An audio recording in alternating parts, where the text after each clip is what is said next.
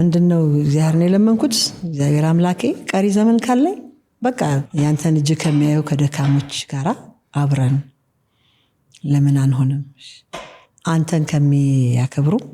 አንተን ከሚፈሩ ግን ደግሞ ምንም ከሌላቸው ምስኪናን ጋራ ዘመኔን ጨርሰው ብዬ ነበር ጸሎቴ ማለት ነውና በአጋጣሚ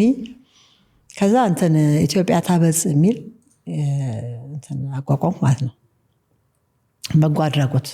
አድራጎት ስራ ውስጥ ለመስማራት ማለት ነው በቃ ለሰብስቤ ከዛ በአጋጣሚ ሊዲዬ መጨረሻ ልጄ መታ ነበር ከአሜሪካ ነገር ከዛ በመቄዶንያ ኒድ ብያት እሷም የሆነ ዳይፐር ምናምን ይዘን ሄደን ነበርና እዛ ሄድን ከዛ ቢኒያምን አገኘነው ማለት ነው ከዛ እንደዚህ ነው ምናምንና ወይ በጣም ታስፈልጊኝ ነበር እኮ ምናምን ነገር አለ እንግዲህ በተቻለ መጠን አሁን ሊዲያ እዛ ሀገር ስለሆነች አንዳንድ ነገር ነው የምትረዳው ነገር ካለ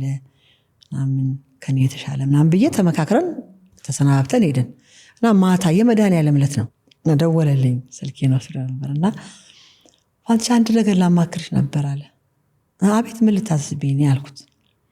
ለምንድን ነው መቄዶንያ እንትን ማትሰሪው ከኛ ጋራ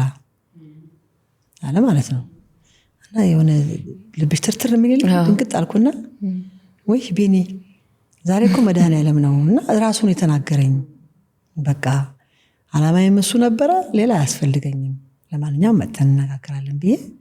በቃ ስልኩ ማለት ነው በጣም ገረመኝ ምን ማለት ነው ወዲያው ነው የተቀበልሽው ምክንያቱም ለሱ ነው የመጣሁት መድኃኒዓለም ብዬዋለሁ በቀሪ ዘመኔ በጣም ብዬ ነው የመጣሁት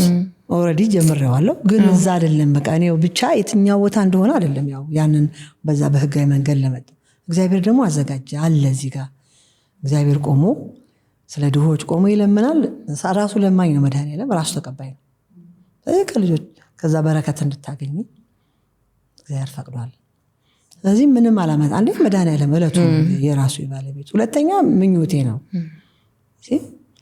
በሱ የተነሳ ቢኒያም ጋር ገባሁ መቄዶንያ ውስጥ ምንድነው ያለሽ ኃላፊነት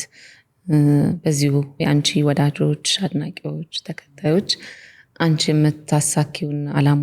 ማድረግ የምትፈልጊውን ዓላማ እግዚአብሔር የምትለምኙን ዓላማ እንዲያግዙሽ በዚሁ ግልጽም ለማድረግ